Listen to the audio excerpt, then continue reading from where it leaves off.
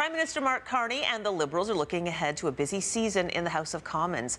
Carney met with his caucus Sunday to go over their long to-do list, and at the top of that list, priorities like passing a promised tax cut and bringing down trade barriers between provinces. So there's also work to do on a new economic and security relationship with the United States. So today, King Charles will open Parliament and deliver the throne speech, a role typically held by the Governor-General. Joining us now to discuss this is Dalhousie political scientist Laurie Turnbull. Good morning, Laurie. Good morning. Let's begin by talking about the significance of having King Charles deliver the throne speech today. Yeah, this is a big day. I mean, typically a throne speech is not going to get a whole lot of public attention. It kind of goes by, but it's always there, right? Like you need the throne speech to, once the speaker is chosen, the speech from the throne is the first thing that happens in a new parliament. And it lays out what the government's priorities are and things like that. Sometimes it's a bit more detailed than other times. Sometimes it reflects the moment a whole lot, right? Like during COVID, for example. And so I think we'll probably hear that today. Not COVID, but reflecting the time that we're in terms of the relationship with the U.S. and stating our sovereignty and things like that. And that's why the fact that it's being read by King Charles is so important. There is a sense that he is, as our head of state, his presence really is affirming of our sovereignty. Now, not everybody is going to love that sentence, right? Like some people are going to be like, look, you know, this doesn't necessarily say Canada to me when someone is coming over from another country to read our throne speech and then leave. However, King Charles is our head of state.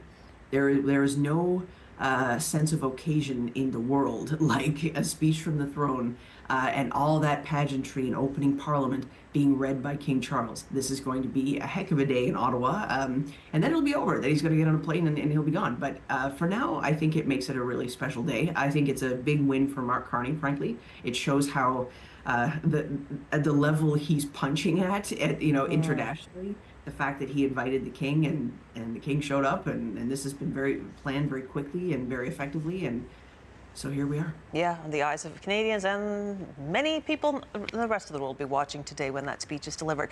Now, who was chosen Speaker of the House and what thoughts do you have on this election? Okay, so Francis Scarpellegia, who is a Quebec Liberal MP, was chosen as the Speaker, so it will not be Greg Fergus this time, even though Fergus put his name forward again. He was the Speaker the last time. I mean, at the last minute, the Conservatives, including Chris d'Entremont in Nova Scotia, decided to take their names off, which I think is probably to make sure that the Speaker is a Liberal. I mean, I think that certainly Chris d'Entremont had a lot of interest in the job, genuine interest in the job. He was Deputy Speaker. He's chosen to be that again. But by taking their names off the list and forcing it to be a Liberal, it means that the Liberals are down one vote in the House of Commons for all intents and purposes because the Speaker doesn't vote unless it's to break a tie. And so thinking about those numbers in the House of Commons, how close it is, the fact that the Liberals didn't quite get to that majority threshold, now they're one down for all practical purposes. That's very interesting.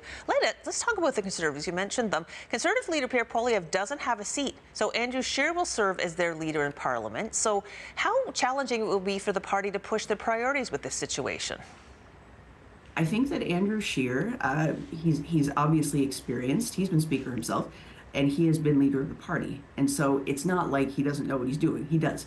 And he's definitely a Pierre Poilievre loyalist. So there's no sense that Andrew Scheer is kind of in there hoping that this job becomes his for real. I mean, even if on some level he hopes that, that's not why he's there. He's there to hold keep the chair warm until Poilievre comes back. I think that's a big reason why he's there. It might be the most important reason why he's there, because I don't think Poilievre wants to see anybody get into that role and get too comfortable and start thinking that they might like to keep it. I think it is going to, honestly, it's not so much that it's Scheer, it's just how are they supposed to move their priorities when their leader's not in the House? I mean, they will figure this out. You know, there's going to be a by-election, and it's in the safest Conservative riding in the country. So I don't doubt that Mr. Poilievre, will run in that riding, as they've said, and he will probably win, most likely. But I mean, I think the longer he's out of the House, there is a sense of loss. There is a sense that this election, they were teed up to win it. They were measuring the drapes in Rideau Cottage, which is where the Prime Minister lives now.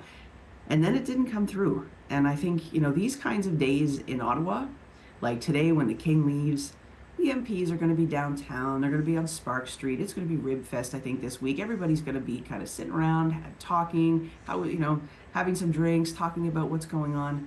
And Poilievre is not a leader in the same way right now. And so if somebody is interested in the job, now would be the time to start pushing to see what support you might get. And even if it doesn't go that way, which I think would actually be disastrous for the party because it'd end up ripping itself up into pieces trying to find a new leader. But it's not a great moment for Pierre Poilievre. Interesting time for the Conservatives, interesting time in politics. We're really out of time, but I do want to touch on the NDP. They're not going to be granted official party status. How might this change debate in the House? They will not be able to have the same presence. Essentially, from the eyes of parliamentary procedure, the NDP are now 7 independents. They don't have party status, which means they can't be on committees. They can't. They don't have the same kind of resources. They're not able to hire as much. Their presence is going to be very diminished.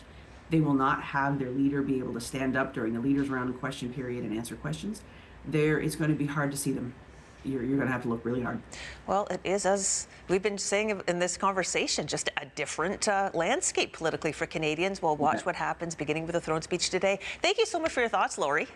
Anytime. Thanks for having me. Thank you. It's Dalhousie political scientist Laurie Turnbull there. We're going to take a break and be back with more CTV Morning Live right after this.